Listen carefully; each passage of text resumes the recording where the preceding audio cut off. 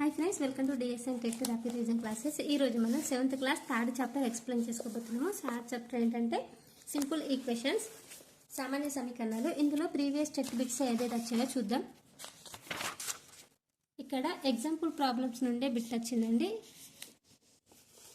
ఇక్కడ చూడండి, 2x = -30. అయితే x వాల్యూ ఎంత? x ఇక్కడ డివైడ్ చేస్తుంది కాబట్టి ఇటు వెళ్తే రైట్ సైడ్ వెళ్తే ఇంటూ చేస్తుంది కాబట్టి ఇటు సైడ్ వెళ్తే డివైడ్ అవుతుంది కాబట్టి డివిజన్. 5 1 5 6 30 = -6. డైరెక్ట్ బిట్ కదండి, ఇంత ప్రాబ్లం అవసరం లేదు, డైరెక్ట్ వేసేస్తే అయిపోతుంది. నెక్స్ట్ చూడండి, x = -6. మళ్ళీ ఇలా సాల్వ్ చేయడం అంతే, ఏం లేదు. LHS = RH రావాలంటే ఇక్కడ x = -6 వచ్చింది కదా, 5 × -6 = -30. ఏమవుతుంది? 6 5 -30 = -30. LH ఇప్పుడు RHS వచ్చింది అంటే మనకు వచ్చిన ఆన్సర్ కరెక్టా కాదా చెక్ చేసుకోవడానికి మెథడ్ అన్నట్టు. Next Z/6 = -3. అయితే Z వాల్యూ ఎంత? లెఫ్ట్ సైడ్ అయితే డివిజన్ చేస్తుంది, రైట్ సైడ్ వెళ్తే మల్టిపుల్ అవుతుంది కాబట్టి -3 × 6. -3 × 6 అంటే 3 6 18 -18. Okay. Next 3x + 5 = 5x - 11. x value ఎంత? ఇక్కడ ఏం చేయాలంటే 3x + 5 = 5x - 11 అంది కదా. ఇక్కడ చూడండి, ఫస్ట్ 3x + 5 = 5x - 11. ఇక్కడ 5x 3x ఒక దగ్గర రాసుకుందాం. 3x అనేది లెఫ్ట్ సైడ్ ఉంది, రైట్ సైడ్ అయితే మైనస్ అవుతుంది. 11 అనేది మైనస్ ఉంది రైట్ సైడ్, లెఫ్ట్ సైడ్ అయితే ప్లస్ అవుతుంది. 11 + 5 = 5x - 3x. ఓకే. ఇప్పుడు 11 + 5 = 16. 5x - 2x అంటే 2x. నా x value 16/2 = 8. Okay, simple. Next problem ఇక్కడ చూడండి, 12 = x + 6. నా x = 12 - 3 ఏమవుతుంది? 9 అవుతుంది. సింపుల్. x + 3 = 12. Now x = 12 - 3 = 9. దీనికోసం ఇంత పెద్ద ఫార్ములా వద్దు, డైరెక్ట్ షార్ట్ ఫార్ములా చేసుకుంటే సరిపోతుంది. ఇక్కడ ఎక్సర్సైజ్ 2. ఇక్కడ ఎక్సర్సైజ్ 2లో ఉన్న ప్రాబ్లమ్స్ అన్నీ కూడా సేమ్ అండి. x వాల్యూ కనుక్కున్నాడు. ఇప్పుడు x + 5 = 9. నవ్ x వాల్యూ = 4 అవుతుంది. 9 - 5 = 4. చాలా సింపుల్ అండి, అన్నీ చేయొచ్చు. ఇక్కడ ఎగ్జాంపుల్ 7 చూడండి, ఒకటి వెరీ ఇంపార్టెంట్. ఒక తరగతిలో ఒక బాలబాలికల మొత్తం సంఖ్య 52. తరగతిలోని బాలబాలికల మొత్తం సంఖ్య 52. బాలుర కన్నా బాలికల సంఖ్య 10 ఎక్కువ. అంటే బాలుర కన్నా బాలికల సంఖ్య ఒక 10 మంది ఎక్కువ ఉన్నారట. బాలుర సంఖ్య ఎంత అని అడిగారు. ఇక్కడ బాలబాలికల మొత్తం ఏమో 52. ఇక్కడ మళ్ళీ బాలుర కంటే బాలికలు 10 మెంబర్స్ ఎక్కువ ఉన్నారు. అంటే ఇక్కడ మనం చూడండి ఎగ్జాంపుల్, ఇక్కడ బాలురు x ఉన్నారనుకోండి, బాలుర కన్నా బాలికల సంఖ్య 10 ఎక్కువ, 10 మంది ఎక్కువ అన్నట్టు. మరి అయితే బాలికలు ఎంత అవుతారు? x + 10.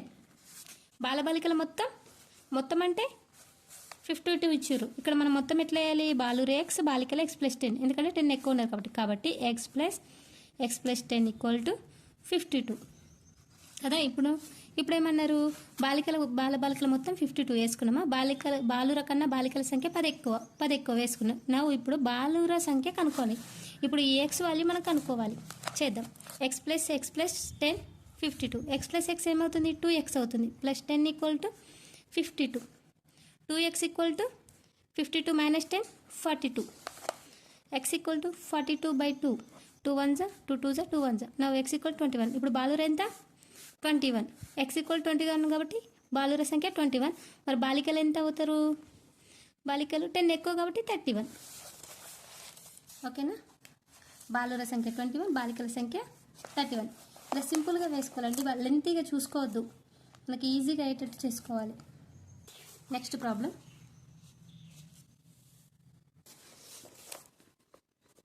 రాము యొక్క తండ్రి ప్రస్తుత వయసుకు 3 రెట్లు ఎక్కువ.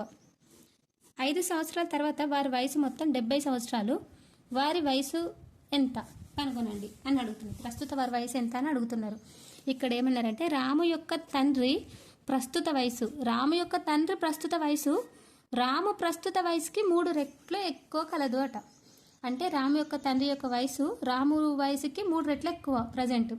5 సంవత్సరాల తర్వాత వారి వయసు మొత్తం 70 సంవత్సరాలైన ప్రస్తుత వయసు ఎంత అని అడుగుతున్నారు. ఇక్కడ మనం ఏం చేయాలంటే ఫస్ట్ రాము యొక్క ప్రస్తుత వయసు తెలుసుకోవాలి. రాము ప్రస్తుత వయసు ఎంత? ఎక్స్ అనుకుందాం. అతని తండ్రి వయసుకి 3 రెట్లు ఎక్కువ కలదు. రాము యొక్క ప్రస్తుత వయసు తండ్రి వయసుకి 3 రెట్లు. రాము యొక్క తండ్రి ప్రస్తుత వయసుకి 3 రెట్లు అంటే 3 ఇంటూ ఎక్స్ కదా. 3 into X equal to 3x ఎక్కువ. 5 సంవత్సరాల తర్వాత అన్నారు. 5 సంవత్సరాల తర్వాత అంటే ఎక్స్ ప్లస్ 5 ఉంటాయి రాముకి, అలా డాడీకి 3x ప్లస్ 5 ఉంటుంది కదా. అయితే ఇప్పుడు ఏమంటున్నారంటే 5 సంవత్సరాల తర్వాత వారి యొక్క వయసులో మొత్తం అడిగారు. 5 సంవత్సరాల తర్వాత మొత్తం ఎట్లా? రాముదేమో ఎక్స్ ప్లస్ 5 ప్లస్ వాళ్ళ డాడీదేమో 3x ప్లస్ 5 ఇంత అవుతుంది. అయితే 5 సంవత్సరాల తర్వాత వాళ్ళ వయసులో మొత్తం 70 అని అతనే ఇచ్చిండు ఇక్కడ. 5 సంవత్సరాల తర్వాత వారి వయసులో మొత్తం 70 అని ఇచ్చారు. 5 సంవత్సరాల తర్వాత మనం లెక్కేసుకున్నాం. రాముదేమో ఎక్స్ ప్లస్ 5 ఉంటుంది, వాళ్ళ డాడీ 3x ప్లస్ 5 ఉంటుంది. ఎందుకంటే వాళ్ళ ఫస్ట్ వయసు ఎక్స్ అనుకున్నాం, వాళ్ళ డాడీ 3x అనుకున్నాం కాబట్టి ఎక్స్ 5 సంవత్సరాల తర్వాత అన్నారు కాబట్టి ప్లస్ ఎక్స్ ఒకటి ఎక్స్ట్రా యాడ్ చేసినాం. X plus 5 plus X plus 3x plus 5 ఏమవుతుందంటే X plus 3x 4x 5 plus 5 10 equal to 70. 4x equal to 60. 10 ఇటు వెళ్తే మైనస్ అవుతుంది కాబట్టి 60. 4x equal to 60/4. 4 1 జా 4 1 జా 2 4 5 జా 20. ఎక్స్ 5 సంవత్సరాల తర్వాత రాము యొక్క వయసు 5 అవుతుంది. అలా డాడీ యొక్క వయసు ఎంత అవుతుంది? 3 రెట్లు ఎక్కువ కాబట్టి రాము తండ్రి ప్రస్తుత వయసుకి 3 రెట్లు ఎక్కువ అంటే 15 అవుతుంది. రాము యొక్క ప్రస్తుత వయసు అలా తండ్రి యొక్క ప్రస్తుత వయసు ఎంత? ఇక్కడ 3 రెట్లు అన్నాం కదా, 3 × 5 ఈక్వల్ టు 15 అవుతుంది. అతనిది 5 అయితే ఇతనిది 15 అవుతుంది. అంతే. ఈ విధంగా చేయాలి. ఇక్కడ 9th ప్రాబ్లం చూడండి. ఒక పర్సులో 10 రూపాయలు మరియు 50 రూపాయల నోట్లు మొత్తం కలిపి 250 కలవు. 50 నోట్ల సంఖ్య కన్నా 10 నోట్ల సంఖ్య ఒకటి ఎక్కువ కలదు. అయినా ప్రతి రకం నోట్లు ఎన్నెన్ని కలవు? ఇది ప్రీవియస్ బిట్టే, ఇది కూడా ప్రీవియస్ బిట్టే. 2 ప్రీవియస్ బిట్సేనండి, అందుకే నేను ఎక్స్ప్లెయిన్ చేస్తున్నా ఎగ్జాంపుల్. లేకుంటే ఎందుకు ఎగ్జాంపుల్స్ ఎక్స్ప్లెయిన్ చేస్తాను? ప్రీవియస్లో వచ్చినాయి కాబట్టి ఎక్స్ప్లెయిన్ చేస్తున్నాను, జాగ్రత్తగా వినండి. ఒక పర్సులో 10 రూపాయల నోట్లు 50 రూపాయలు మొత్తం కలిపి 250 కలవు. 50 నోట్ల సంఖ్య 10 నోట్ల సంఖ్య కంటే ఒకటి ఎక్కువ కలదు. అయినా ప్రతి రకం నోట్లలో ఎన్ని కలవో చెప్పండి. అంటే 50 రూపాయల నోట్లు ఎన్ని ఉన్నాయి, 10 రూపాయల నోట్లు ఎన్ని ఉన్నాయి మనం చెప్పాలి. మొత్తం కలిపి అయితే 250 ఉన్నాయి. చూద్దాం. 50 రూపాయల నోట్ల సంఖ్య ఎక్స్ అనుకుందాం. 50 రూపాయల నోట్ల విలువ మొత్తం 5x అయింది. 10 నోట్ల సంఖ్య ఎక్స్ ప్లస్ 1 అనుకుందాం. 10 నోట్ల విలువ 10 × x ప్లస్ 1 అవుతుంది. Next 50x plus 10 × x plus 1. 50x plus 10 × x 10x 10 1 10. 50x plus 10x 60x plus 10. ఇక్కడ మొత్తం నోట్ల రూపాయలు ఎంత? 250 అన్నారు. అంటే 60x ప్లస్ 10 ఈక్వల్ టు 250. అంటే నోట్ల పైసల యొక్క విలువ ఎంత? 250. 60x ఈక్వల్ టు ఈ 10 అనేది ఇటు వెళ్తే 240 అవుతుంది. 60x equal to 240. X value 240/6. 0 0 get cancel. 6 1 జా 6 4 జా. X equal to 4. ఇప్పుడు 50 రూపాయల నోట్లు ఎన్ని ఉన్నట్టు? 4 ఉన్నట్టు. ఎందుకంటే 50 రూపాయల నోట్లో ఎక్స్ అనుకుందాం, 10 రూపాయల నోట్లో ఎక్స్ ప్లస్ 1 అనుకున్నాం కాబట్టి 50 రూపాయల నోట్లు 4 అనుకుంటే 10 రూపీస్ నోట్స్ 4 + 1 ఈక్వల్ టు 5 అవుతుంది. ఓకే, ఇక్కడ కరెక్ట్ ఆన్సర్.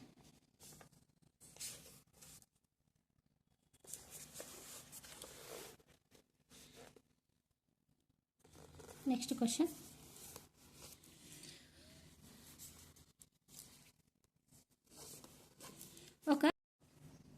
ఇక్కడ ఒక ప్రాబ్లం చూడండి, 10th. ఒక దీర్ఘచతురస్రం యొక్క పొడవు దాని వెడల్పుకు రెట్టింపు కన్నా 8 తక్కువ కలదు. దీర్ఘచతురస్రం యొక్క చుట్టుకొలత 56 మీటర్లు. అయినా దాని పొడవు వెడల్పు కనుగొనండి. పొడవు వెడల్పు కనుగొనమంటున్నాం. ఇక్కడ మనం చూద్దాం. ఒక దీర్ఘచతురస్రం యొక్క పొడవు వెడల్పు. క్వశ్చన్ ఏమి ఇచ్చారు? పొడవు దాని వెడల్పుకు రెట్టింపు కన్నా 8 తక్కువ అని అన్నారు. వెడల్పు ఫస్ట్ ఎక్స్ అనుకుందాం. వెడల్పుకు రెట్టింపు పొడవు అనేది వెడల్పుకు రెట్టింపు కన్నా 8 తక్కువ అని అన్నాడు. వెడల్పు ఎక్స్ అయితే పొడవు రెట్టింపు కన్నా 8 తక్కువ అన్నారు. కాబట్టి పొడవు వెడల్పు 2 వచ్చేసాయి. నెక్స్ట్ ఏమి ఇచ్చారు, దీర్ఘచతురస్రం యొక్క చుట్టుకొలత 56 మీటర్లు అయినా పొడవు వెడల్పు కనుగొనండి అని అన్నారు. చుట్టుకొలత ఇచ్చారు. చుట్టుకొలత ఎంత? 56. ఇప్పుడు పొడవు వెడల్పు ఎంత? దీర్ఘచతురస్రం యొక్క చుట్టుకొలత ఎంత? 2l + b, 2 × l + b. ఇక్కడ 2 l అంటే ఏంటి? లెంత్ ఎంత? 2x - 8. బెర్త్ ఎంత? 8.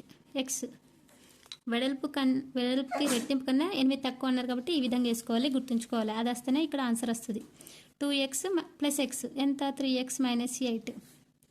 Next 2 × 3 = 6, x - 12, 2 8 = 16 -16. ఇక్కడ చుట్టుకొలత వాల్యూ ఇచ్చారు కాబట్టి చుట్టుకొలత వాల్యూ 56. క్వశ్చన్లోనే ఇచ్చారు చుట్టుకొలత వాల్యూ 56 = 6x - 16. ఇక్కడ 60 + 16 = 6x. నా 56 + 16 ఎంత అవుతుంది? 72 = 6x. నా x = 72/6. 6 1 = 6 1 = 6 2 = నా x వాల్యూ ఎంత? 12. x అంటే ఏంటి? వెడల్పు x = 12. పొడవు 2x - 8 అంటే 2 × 12 - 8. 12 2 = 24 - 8 ఎంత అవుతుంది ఆన్సర్? Answer is 16. వెడల్పు 12, పొడవు 16.